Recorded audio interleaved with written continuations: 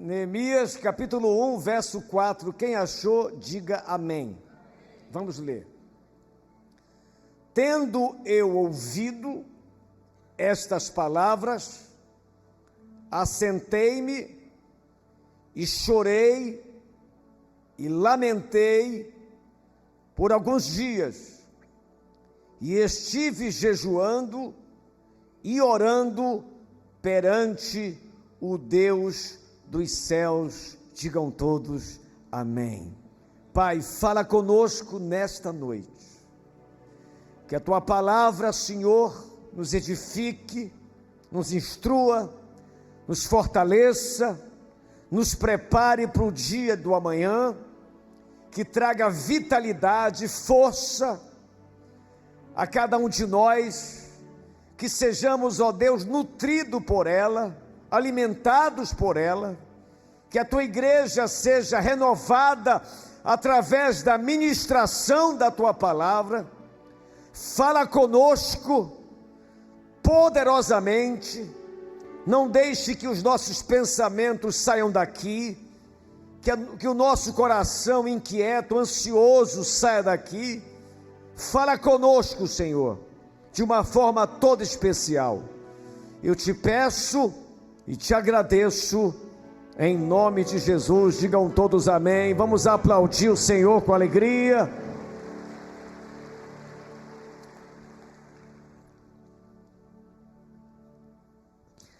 Eu quero falar sobre o tema, como facilitar as bênçãos de Deus na nossa vida. Quando a gente estuda a palavra, a gente encontra alguns homens de Deus, mulheres de Deus, que foram muito abençoados, e uma das razões pelas quais eles foram abençoados é que eles facilitavam a sua vida. Mas também encontramos na palavra de Deus pessoas que viveram aquém daquilo que Deus gostaria que elas vivessem, porque foram pessoas que complicaram a sua vida. Então, na nossa igreja, em qualquer lugar, nós sempre encontraremos esses dois grupos de pessoas. Pessoas que facilitam a vida, facilitam as bênçãos de Deus. Ele tem uma atitude, uma maneira de tocar o dia, de lidar com a vida, de se relacionar com Deus, com as pessoas, de se movimentar, de transitar por aí de uma forma tão sábia, tão inteligente, que ele facilita as bênçãos de Deus na sua vida. Existem pessoas que são o oposto. Elas complicam a vida. As atitudes, as ações, as palavras, os comportamentos mostram claramente que Deus vai ter muita dificuldade de realizar o seu plano na vida deste tipo de pessoas, que são pessoas que vivem complicando a vida, vivem tomando caminhos difíceis, extremamente hostis. A maneira como ele lida com o casamento, com os filhos, com as finanças, com a saúde, no relacionamento interpessoal, na faculdade, no colégio, no trabalho, no prédio, no condomínio, na rua, é de uma forma tão desastrosa que a pessoa complica a sua vida. A primeira pergunta que eu gostaria que você respondesse hoje para o teu coração: a sua maneira de ser, de viver, tem facilitado as bênçãos de Deus na sua vida? Ou a sua maneira de ser, de viver, tem complicado a sua vida? O que é facilitar a vida? É a pessoa saber se relacionar, é a pessoa transitar com sabedoria, ela é semear a semente que vai gerar uma colheita vitoriosa, ela saber rejeitar sementes que, ao serem plantadas, darão uma colheita terrível. Pessoas sábias que se movem, transitam, tomam decisões baseados na palavra de Deus e a vida facilita. Mas aqueles que não, são extremamente pessoas que complicam a sua vida. A história que lemos é de Neemias. Ele era copeiro do rei.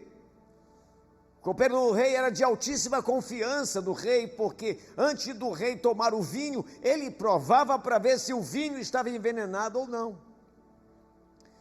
Ele estava ali com o rei Artaxerxes, e ali ele recebe uma visita, que trazia uma notícia terrível para ele, porque Jerusalém estava devastada, os muros quebrados, as casas queimadas, o povo vivendo em miséria. E ele recebe essa notícia, e diz a Bíblia, que ele lamenta, ele chora, ele jejua, ele ora perante os céus.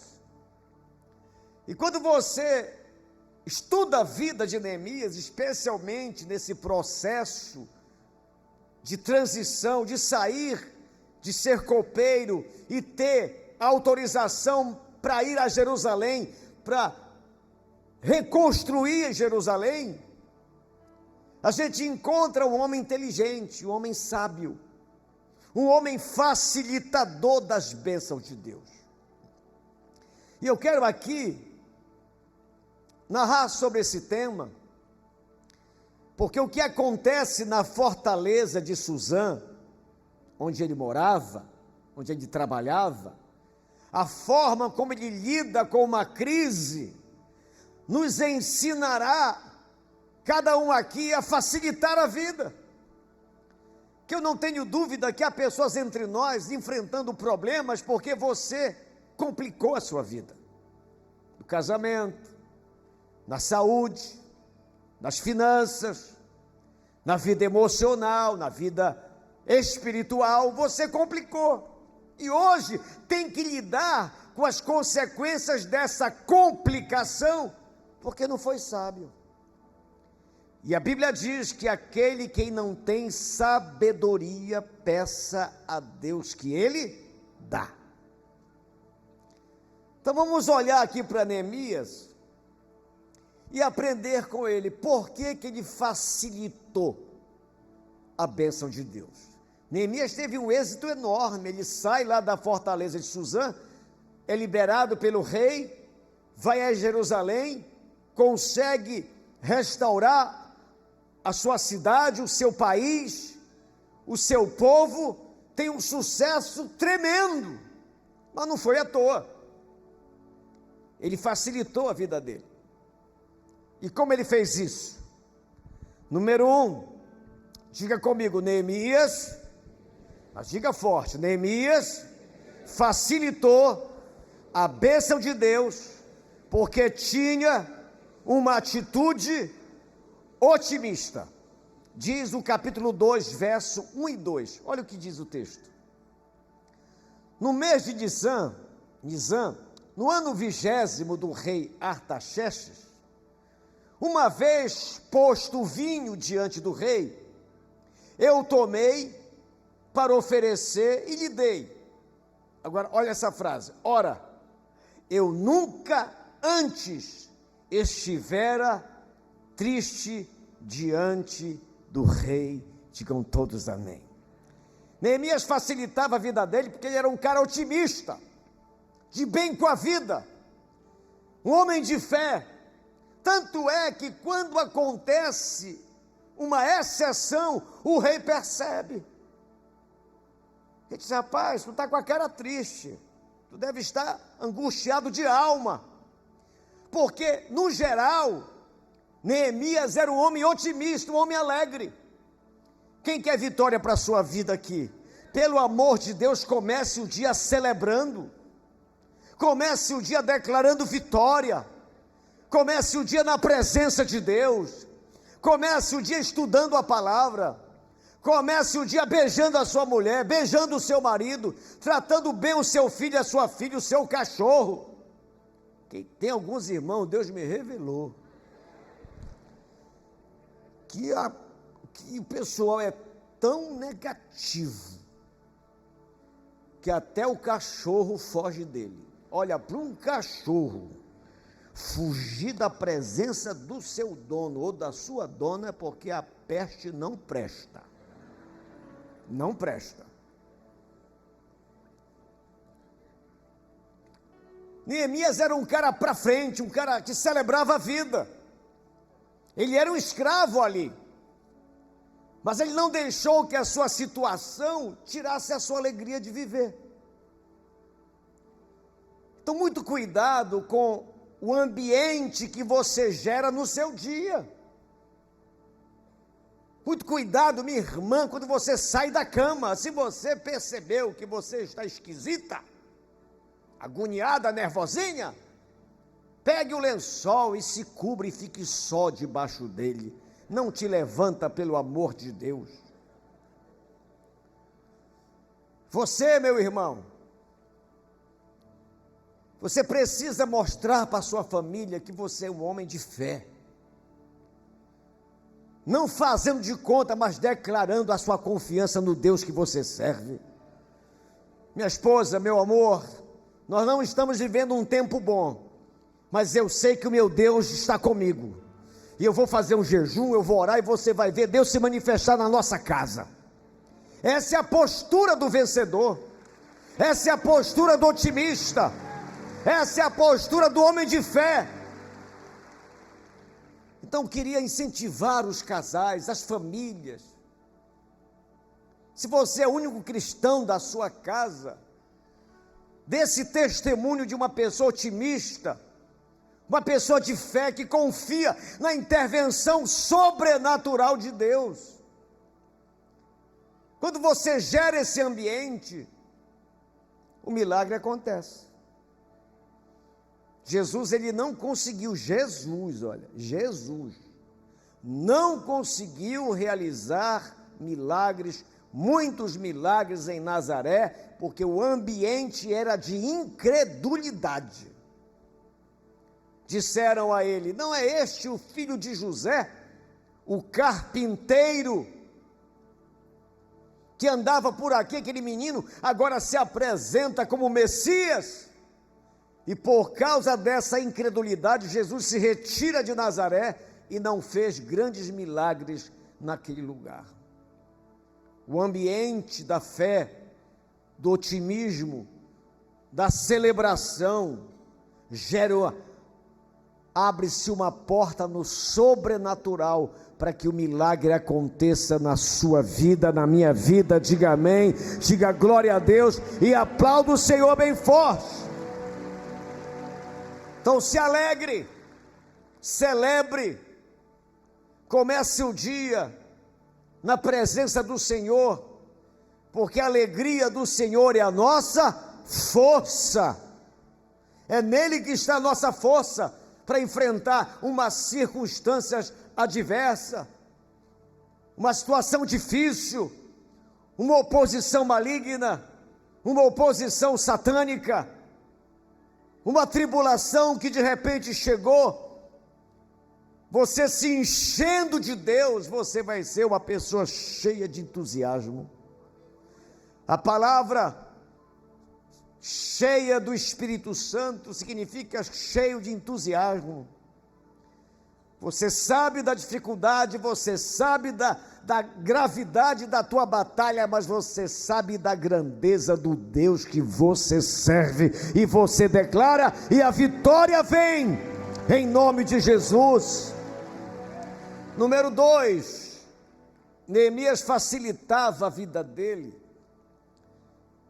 porque ele sabia, diga, sabia honrar a autoridade. Diz o verso 3, e disse ao rei, ó rei, vive para sempre. Como não estaria triste o meu rosto, estando a cidade, o lugar dos sepulcros de meus pais, assolada, e tendo sido consumidas nossas portas a fogo, ele começa essa frase honrando o rei. Viva o rei para sempre. Honrar a autoridade, irmãos, é fundamental para você facilitar a sua vida.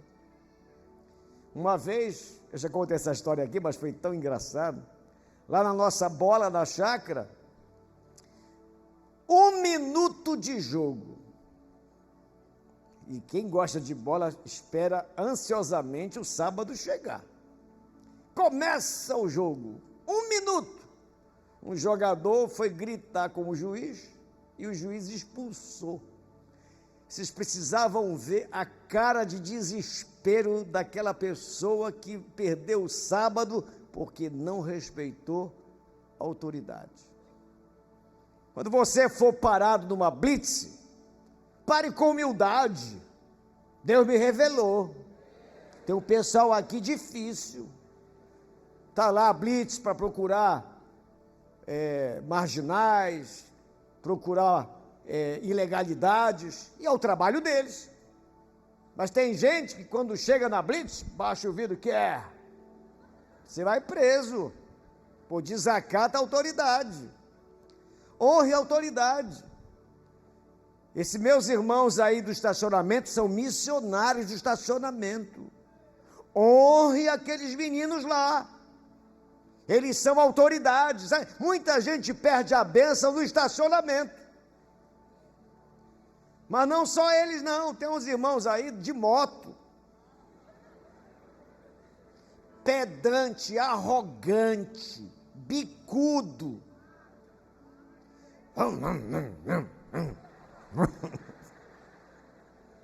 Aí a pessoa pergunta, cadê o cadeado?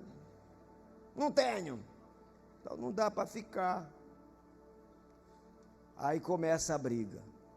Aí não respeita a autoridade. Deixa eu te falar uma coisa.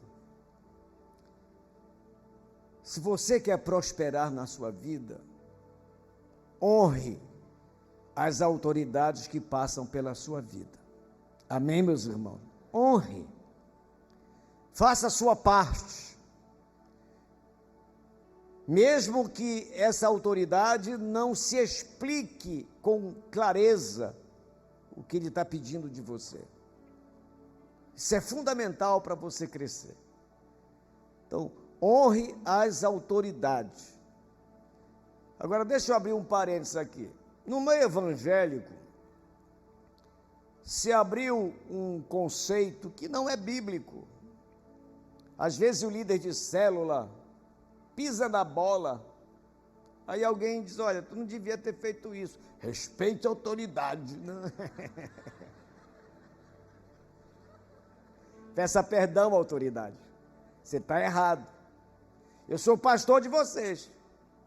Mas se eu chegar dizendo assim, olha, é o seguinte, meus irmãos, eu tenho uma revelação nova. Vocês agora vão ficar de cabeça para baixo. Então tem que honrar o pastor, então vamos nos colocar de cabeça para baixo. Não, irmão, não, me interne. Eu estou ficando doido. Número 3, como facilitar as bênçãos de Deus. Diga comigo, porque Neemias sabia a importância da oração. Diz o verso 4, olha só, disse-me o rei, olha o que o rei diz para ele, o que me pedes agora? Pensou um rei que pode tudo, fazendo uma pergunta dessa? O que me pedes agora? Então, Neemias diz assim, orei ao Deus dos céus. Ele facilitava a vida dele, porque ele era um homem de oração, ligado, sintonizado na FM celestial. Ficava ali, na comunhão com Deus. Tem muita gente que a vida é uma bronca só, e a pessoa não ora. Todas as vezes que eu faço essa pergunta para quem me procura para aconselhamento, com raríssimas exceções, eu pergunto assim: querido, você tem orado por isso? Não, pastor, nem oro. Então essa pessoa não facilita a sua vida. Quem quer vitória para a sua vida aqui? Então ore. A oração é quando o céu e a terra se beijam. A oração traz Deus para perto. A oração é uma parceria entre nós e o nosso Deus. Tem muita gente tocando a vida sozinho, você está para lá e para cá, parece uma barata tonta,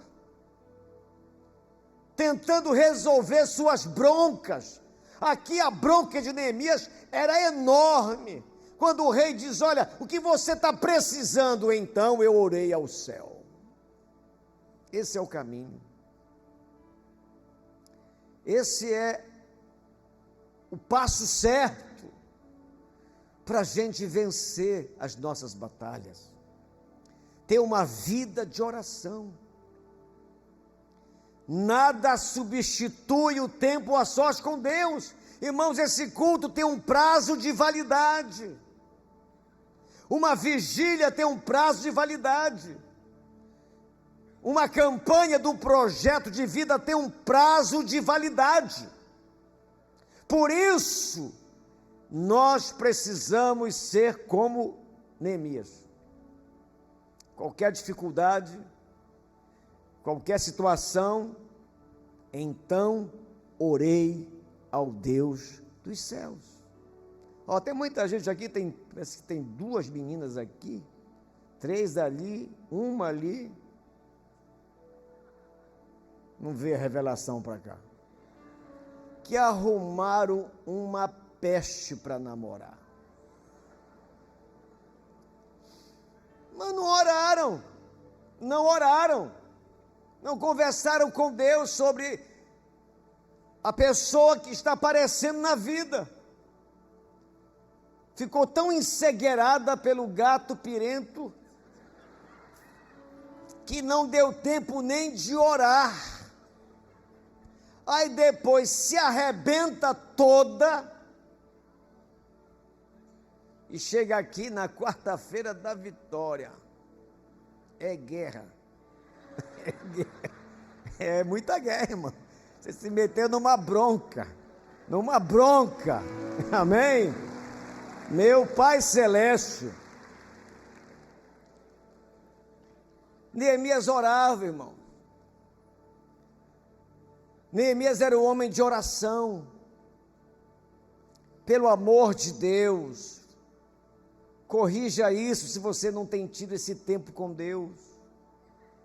Em quarto lugar, Neemias facilitou a bênção de Deus, porque era o que, irmãos? Humilde e submisso.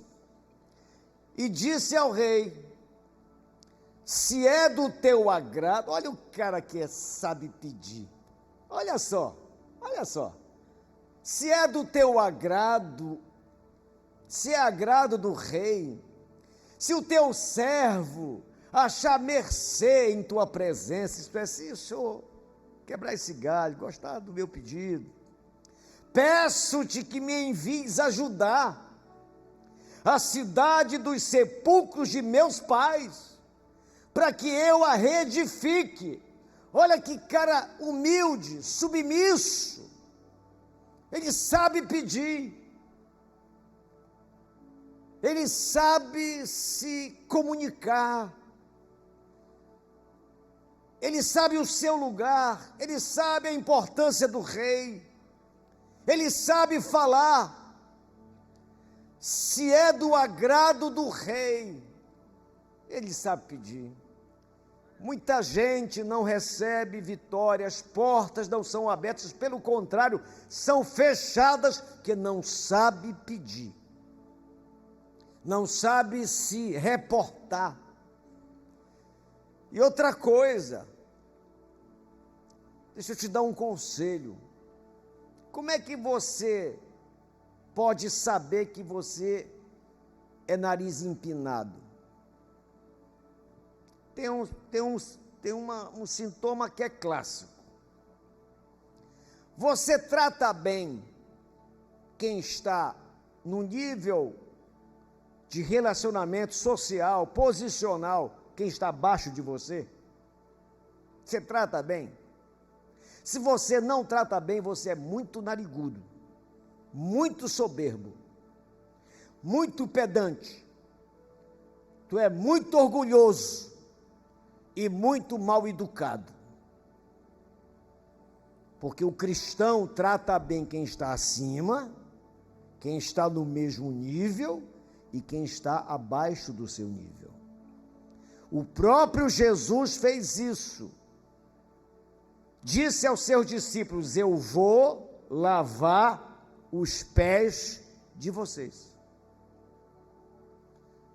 Para vocês verem a humildade do Senhor, o Cristo, o Filho de Deus, o Rei dos Reis, um coração humilde, quebrantado. E olha, os pés dos discípulos não eram fáceis não, irmão. Naquela época não tinha tênis não, era a sandália. E a sandália não era confortável não. Imagina o pé do Pedro. Meu Jesus, deve ter dado um trabalho para dar um banho naquele pé. Mas isso é um coração quebrantado, humilde. Então, se você tem facilidade em tratar bem quem está acima e dificuldade em tratar bem quem está embaixo, você tem problema de soberba. Tem problema de orgulho. E Deus vê todas as coisas. Talvez alguns aqui estão recebendo a resposta, o porquê que a coisa ainda não aconteceu na sua vida. Deus tem visto a sua maneira de tratar as pessoas. Tem visto a forma como você lida com o mais fraco, com o mais humilde, com o mais desprovido. Então eu quero incentivar você a facilitar a sua vida, sendo como Neemias, um homem que era humilde e submisso, digam todos amém. Em quinto lugar, deixa eu me ajeitar que está doendo aqui o joelho. Neemias facilitou a bênção de Deus na vida dele, porque era o homem de quê, irmãos? É o homem de quê? De palavra. Olha aqui diz o verso 6. Então o rei, estando a rainha assentada junto dele, me disse: quanto durará a tua ausência? E quando voltarás? Aprouve o rei enviar-me, e eu marquei o certo prazo. E ele volta, a história diz que ele volta. Olha aqui para mim. Tem muita gente, irmãos, que infelizmente a vida está toda complicada, que falta essa capacidade de honrar a palavra, honrar compromisso, honrar uma promessa, honrar o que se diz. Pastor, existe um momento que a gente não pode honrar a palavra. É verdade, mas dê satisfação. Dê satisfação. Quando eu senti uma vez que uma parcela do som, não desse som, da igrejinha, ia atrasar, que a gente não ia ter dinheiro para pagar, eu liguei para o seu Sebastião lá em São Paulo, avisando que a gente não ia conseguir pagar naquele prazo. Aí eu, cara de pau que sou, eu disse: já que eu estou tocando nesse assunto, seu Sebastião, você não quer dar de oferta não essa última mensalidade? E ele deu, graças a Deus. Sabe por quê? Porque a gente honrou compromisso. Você precisa honrar compromisso. Você precisa ser uma pessoa, ainda mais o cristão, de palavra. Se não der, porque às vezes não dá, se antecipe, chame a pessoa, conversa. Isso pode ser em encontro marcado, em qualquer coisa que a gente diga, olha, eu vou fazer isso, se não der, fale, se explique antes. Qual foi o lugar que eu fui? Eu marquei uma reunião, aí eu fui para a reunião, cheguei lá, irmãos, a pessoa mandou me dizer, olha, ele mandou te avisar que não vai dar para te atender. Eu digo, caramba, custava me dizer que eu nem vinha. Mas tem pessoas que não têm esse senso de responsabilidade, honrar compromisso. Vocês sabiam que tem uns irmãos que não vieram hoje, que eles não vêm para a igreja no horário, chegam atrasados, eles não vieram hoje.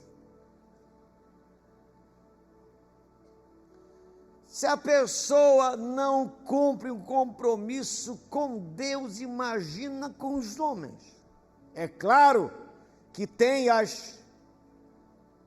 os imprevistos, não estou falando disso, mas pessoas que se habituam a não honrar compromisso, horário, palavra.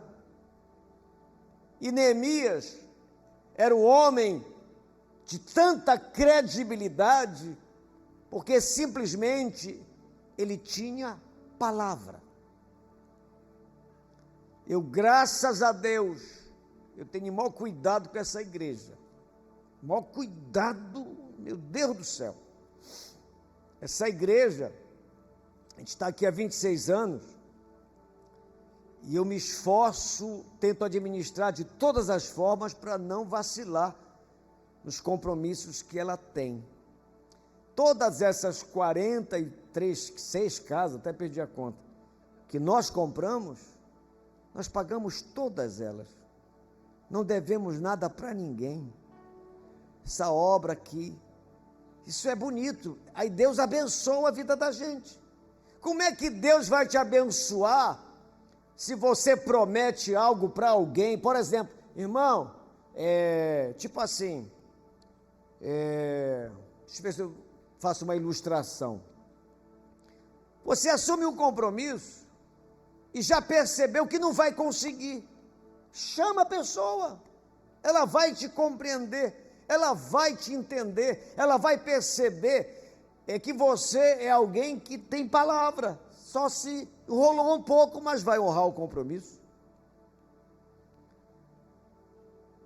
Caso contrário, Deus percebe a nossa inabilidade de lidar com o compromisso. Quem quer vitória para a sua vida aqui? Então vamos trabalhar nisso, vamos corrigir isso, vamos melhorar nisso. Quando você prometer para a sua mulher que você vai passear com ela sábado, pelo amor de Deus, mesmo capenga, vá, honre o compromisso com ela. Porque com o seu filho, com a sua filha, isso vai gerar um ambiente de vitória para você. Às vezes a gente espiritualiza muito, meu Deus, do porquê que as coisas não estão acontecendo, porquê que a porta não se abre. É por falta de compromisso que você não cumpre, falta de palavra. Amém, meus irmãos? Em último lugar, Neemias